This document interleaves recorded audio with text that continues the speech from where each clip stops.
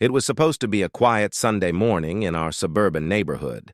The birds were singing, the sprinklers hissed softly across perfect lawns, and I had just poured my first cup of coffee. Then I heard it, a scream. A scream so sharp it froze my heart mid-beat. "Daddy! Daddy, it hurts!" The mug slipped from my hand and shattered on the floor as I ran for the front door. What I saw when I stepped outside will haunt me forever. My daughter Lily, just 9 years old, was sitting on our porch steps, her little hands shaking, her face wet with tears. And around her ankle was a metal chain, locked to the porch railing. Standing a few feet away with a clipboard in her hand was Karen Davis, our HOA president.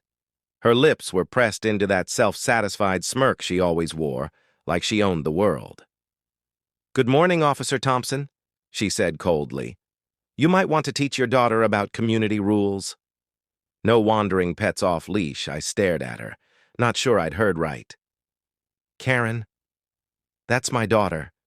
She didn't even flinch. "She was sitting out here alone. We have a rule about unattended children. I was just enforcing it. Safety first, right?" I felt my pulse rise, the blood rushing to my head. "Where's the key?" I demanded. Karen sighed, exasperated. "Oh, calm down. I was about to call you. I just didn't want her running off again. Some of us actually care about property values." My hands were shaking as I knelt down, using my multi-tool to pick the cheap lock. Lily's ankle was red where the metal had bitten into her skin. "Daddy," she whimpered, "it hurts." I picked her up carefully. Her breathing was ragged, her chest rising too fast.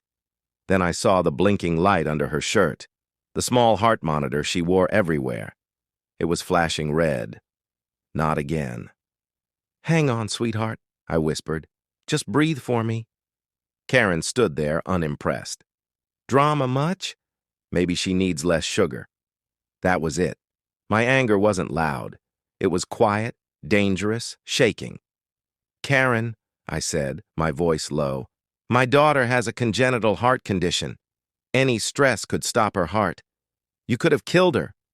She blinked but didn't step back. "Well, how was I supposed to know that? Maybe put up a sign or something. I'm just doing my job." I didn't respond. I carried Lily to the car and sped to the hospital, my teeth clenched the whole way. The sirens in my mind were louder than any patrol cars. 2 hours later, Lily was stable. The doctor said if we'd arrived 5 minutes later, we might have lost her. I stood in the hospital hallway staring through the glass at my little girl. I'd spent 20 years as a cop. I'd seen cruelty, hatred, indifference, but nothing like this. Nothing so personal. Karen had no idea who she'd chained that morning. She thought I was just a quiet widower with a sick daughter. She didn't know that I was Chief Mark Thompson, the head of the city police department, and I wasn't going to let this slide.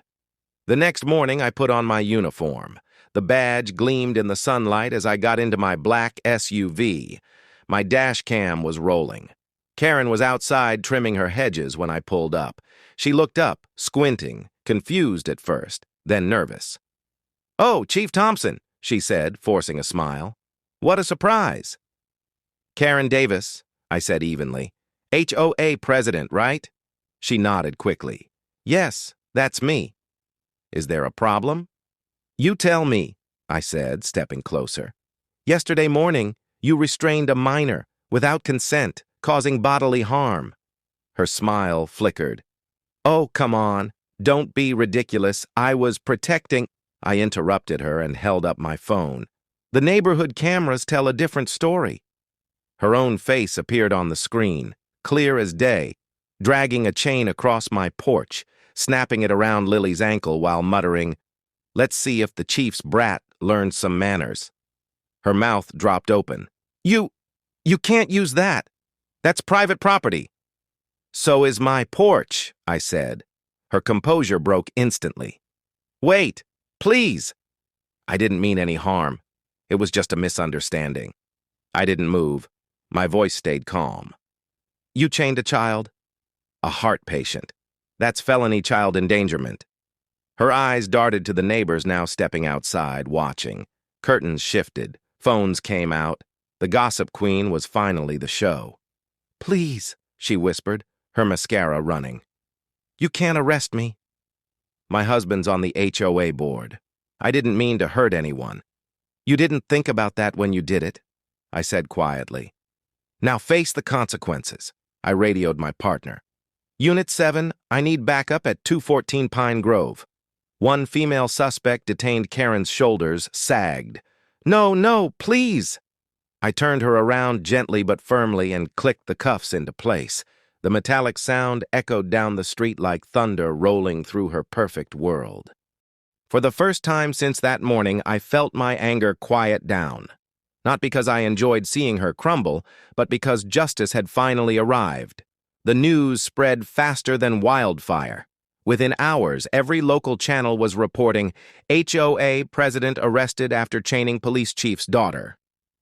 Karen tried to claim stress, said it was an overreaction. But the footage was everywhere. The HOA voted her out by the end of the week. Her real estate license was revoked. For a while, people whispered when they saw me and Lily in town. They'd lower their eyes, ashamed of having ever sided with Karen's petty rules.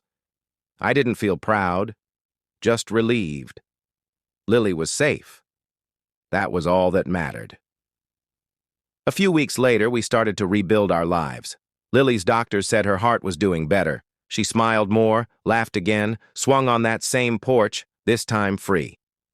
Then one morning, I found an envelope in our mailbox, no return address.